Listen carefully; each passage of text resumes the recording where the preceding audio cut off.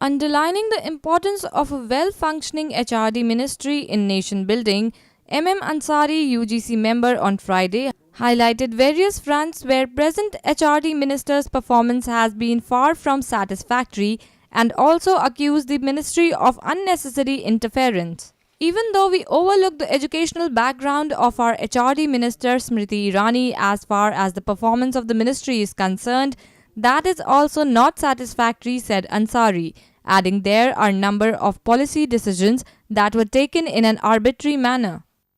I also see that there are a number of policy decisions that has been taken, abruptly and in a very arbitrary manner without having a proper consultation. I refer particularly to some of the cases that has been handled in the UGC because those schemes or the policies have not got evolved from the working of the commission, but rather it has come from directly from the MHRD and it has been thrust upon the UGC to act upon those.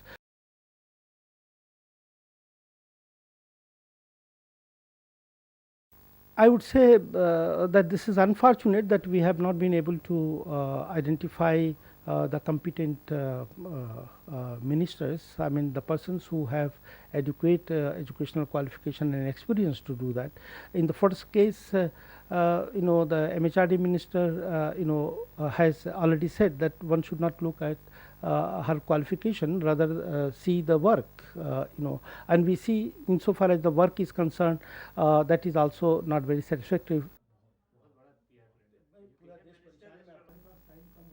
Talking to NNIS voicing concerns about the quality of education and training in India, Ansari asserted that there is a need to have iconic leaders at ministerial level in order to realize PM Narendra Modi's dream of Make in India, because MHRD is going to produce the manpower that will lead India in future. Well. So, I mean there are concerns about it, but at the same time we need to see how the ministry is functioning, because the performance of this ministry will have a significant bearing on both the governance and the development, because it is they who are going to provide the manpower which will lead the country. As far as the ministers manipulating and producing the fake mark sheet, if our children do, we slap them, but we don't do anything when our ministers and our other officers do it.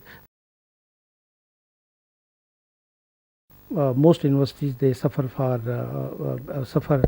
from shortage of staff. At least 30 to 40% positions are still vacant, and that has not been filled up, and the government has not taken any action. At the same time, when we are talking, we are trying to be number one in the country insofar as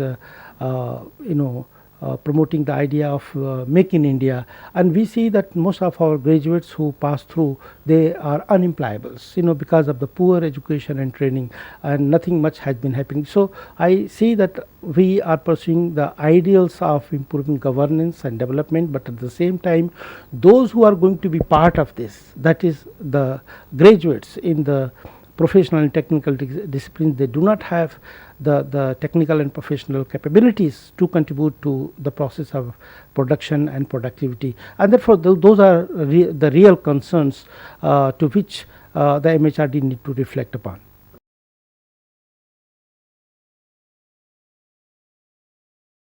You see, both the languages are very important if you have to understand the Indian culture and the Indian mythology. Of course, it is important to have knowledge of Sanskrit. We all have studied Sanskrit at certain stage, but in the present context, when our youth is aspiring to be part of the global market, and he wants to ensure his mobility and also take advantage of the language to be able to understand the other societies, other economies. For them it is important.